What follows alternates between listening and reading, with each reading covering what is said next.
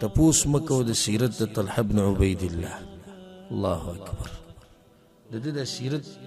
چې تفصیلا کړه سړی ووري حیران شي دی انسان دی د طاقت ته او د دې زور ته او د دې شجاعت. هغه انسان دی چې هغه اولنی اتو کسانو کې چې اسلام قبول کړي،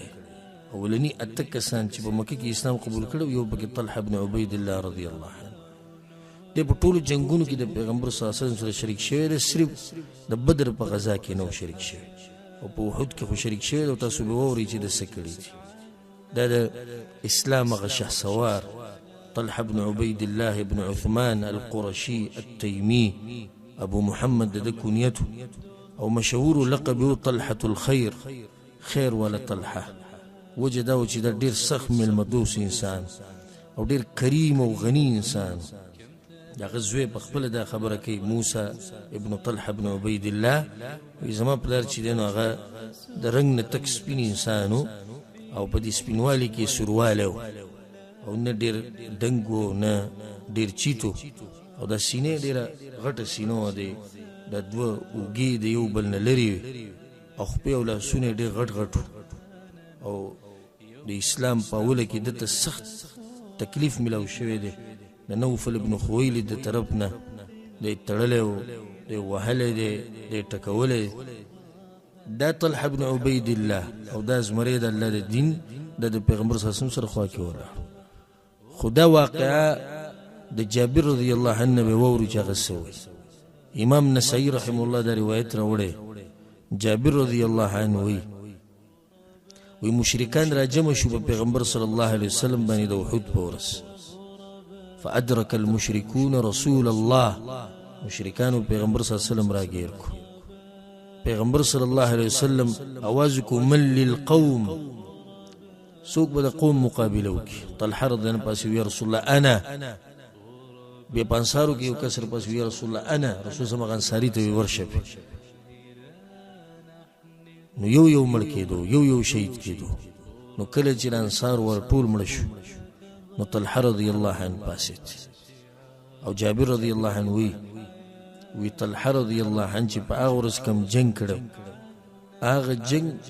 دغه کسانو نو کړه کم چې دا ټول ورغلي او شهیدان شوي دي. دومره سخت جنگ هغه د مشرکانو سره کړو چې یو گزار د توري چې کله په د باندې راغی نو دا ګوته یې پرې کړې وه. سبابه چې ورته مسواکۍ ګوته د شهادت ته دای ټکټ کړی و په دې بس چې کومه ده دویمه ده چې په لاس کې اوږده ګوتې نو د دوه ګوتې د تورې په ګزار باندې لګېدلې وي او د هغې د لاسې د لاس هم شل شوی. نو کله چې د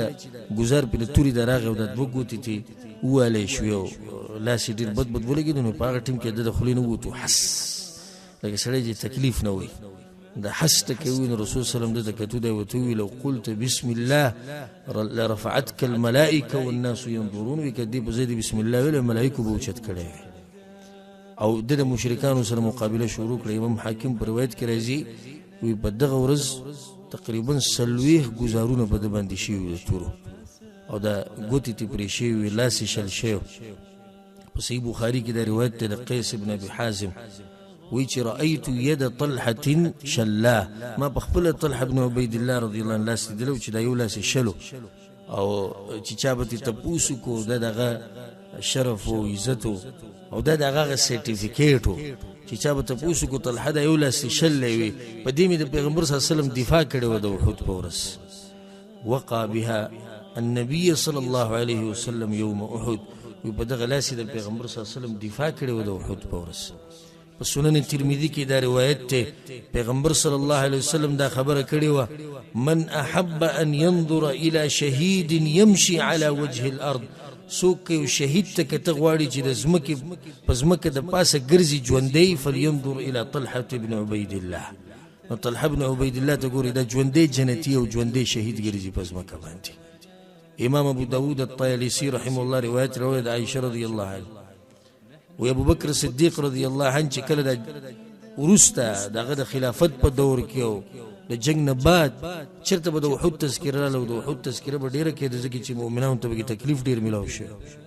نو چې کله به تذکره د احد راغله نو ابو بکر صدیق رضی الله عنه به وویل ذلک اليوم كله لطلحه، هغه ورځ خو پرېږدې هغه ټوله طلحه ورځ موږ پکې هېڅ نه دي کړي وی ټوله دفاع هغه د پیغمبر صلی الله علیه وسلم په دې ورځ د ټولو نه زیات هغه طلحه رضی الله عنه کړی ځکه چې به کله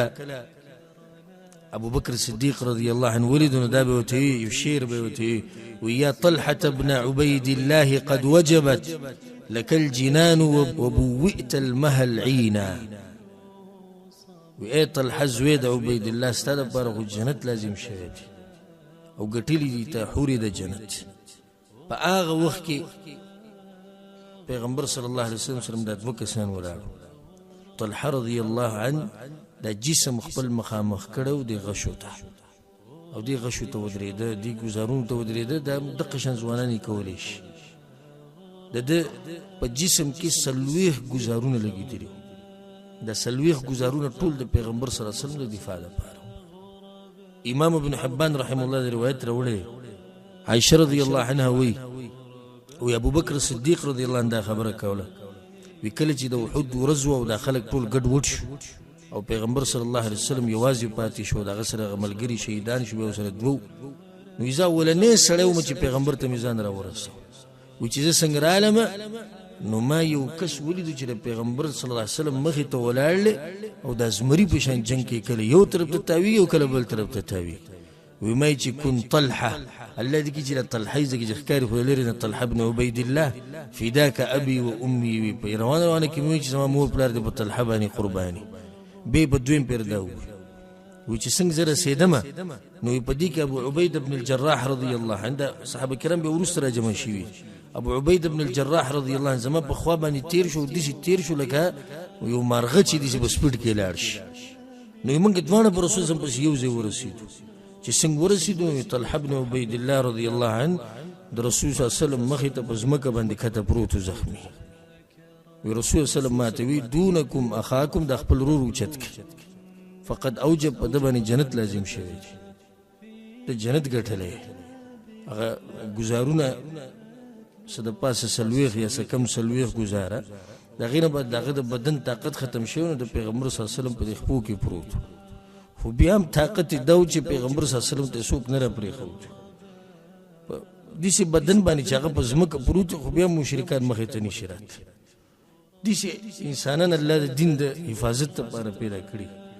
ما او تا به څه د الله د دین حفاظت کوو او څه به د دین دپاره قربانیانې ورکوو چې زه ورغلم د پیغمبر صلی الله علیه وسلم په خپو کې یو کس پروت و وی رسول صلی ماته وي چې دونکم اخاکم د خپل ورور اوچت کوي طلحه دی فقد اوجب د نن جنت ګټلی نو موږ چې په هغه پسې ورغلو نو د هغه په جسم کې تقریبا 40 څه د پاسه 40 ګزارونه لګېدلي او دوی راوچت